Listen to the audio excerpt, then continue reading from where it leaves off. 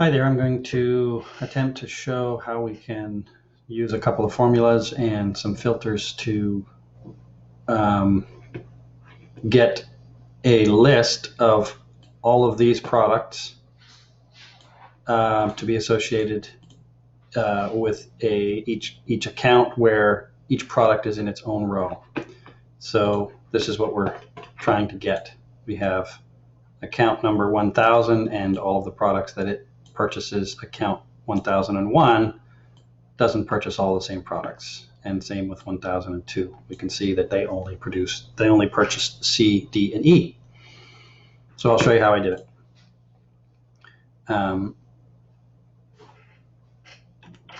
So we'll go back to the data. First thing we're going to do is we're going to make sure that we have ranges, named ranges, because it makes it easy for formula building. So I've got a named range that incorporates all of the products. I've called it products. I've got a named range that incorporates all of the accounts. So A2 to A61, and I called that accounts.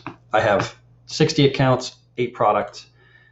Now you're going to want to make sure that your target sheet where you're going to be doing your working has enough rows to accommodate. You need to build this thing as if every account buys every product. So that means in my case, my little example, I have 60 accounts and 8 products, so I need at least 480 rows. In your case, you have 2,099 accounts and 247 products, so you need to make sure you have 453 rows in your target sheet. Okay, so first thing we'll do is we'll go to a new sheet. We'll make sure we have the right number of rows. We can see that I only have 400 here, so I'm going to add, let's add 100. We've got some extra rows, it won't matter. But the reason that I want to have just enough is that I'm just, to make things easy, we're going to be filling this entire sheet with stuff. Okay, so the first thing we want to do is we have one helper column here that we're going to use to help us build our list of account numbers. Because you'll see that in the finished one, we want to have 8 rows of 1000, then 8 rows of 1001, etc. So the way to do that is with a little formula, combining the row formula with a mod formula. And what that'll do is build a repeating list. So if I go and basically just paste this formula into this first one, into A3, paste it in there. Let's see, what it's going to do is it's basically saying I'm on row 3, and I'm going to add 1. And that's what this is doing. That's why this thing returns a 1. Now, as I move, it's going to say now I'm on row. I'm going to add 1 to that. And because we have that 8 in there, it's going to max out at 8 and it's going to restart. Okay, that's what this formula is doing. So your formula will have a 247 here instead of an 8. But because I have 8 products, this is what I do. So now I just fill to the bottom of the sheet, Control D, and there we go. Now we have this repeating list all the way from the bottom of the sheet to the top of the sheet with 1, 2, 3, 4, 5, 6, 7, 8, which is great. So now we want to figure out how to get, we want all of these to be filled with 1000, all of these to be filled with 1001. So the easiest thing we can do is select the whole sheet, filter it, and we're going to filter the whole sheet on ones only in this first column. So now you can see that we have only the rows showing where there's a number 1 in this one. And that happens to be where I want my account number 1 at 1000. And this would be account number 1001, 1002, etc. And now I just need to fill this in all the way to the bottom of the sheet. So you can see that I have room here for some extra accounts because I only go up to 1059, but that's okay. So now when I turn off this filter, we can see that we have a number every 8th row, and it's properly incremented our account. Now we need to fill in each of these with the number that's just above it. So that's another easy filter. I'm going to filter the whole sheet on Now we want to show only the blanks from column B. So now what we have, as you can see, we've hidden all of the row ones. So 2, 3, 4, etc. Now in this column, we want this cell to be the same as the thing above it.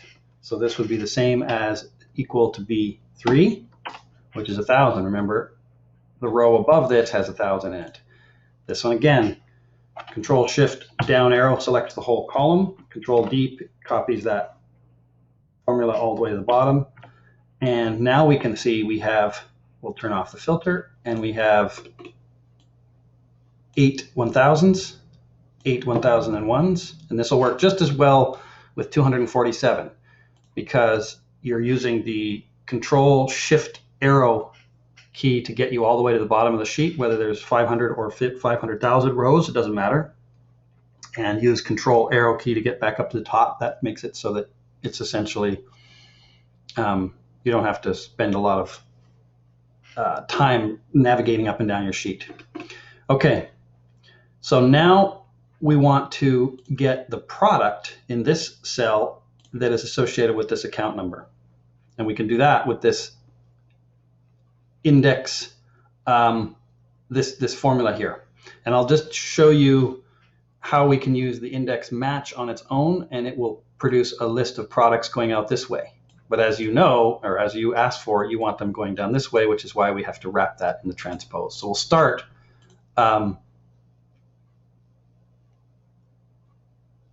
going to start with just putting in the index match part, just for fun. So we'll take this part of the formula equals paste. So this is looking at the range of products, which you've already defined on the other sheet, and it's matching this number with the accounts in the other in the other sheet. Why does not work? Oh, because it should be B. That's why. There we go. And here is all the products that account number 1,000 purchases. But we want it to be going down the other direction. So we wrap it in a transpose. And now it's taking that list and pulling it down. Because we gave enough space for 8 products, and this particular account bought 8 products, there's enough room. Now 1,001 did not buy 8, so we're going to copy that formula and just put it in here to see. Now we have some extra blank rows here, but we're going to deal with those in a different time. Okay, so this is our formula, and now we want to get this formula into every row that has a 1 in it, same as before. Okay, so we're going to filter the whole sheet. We're going to filter the whole sheet on 1s again.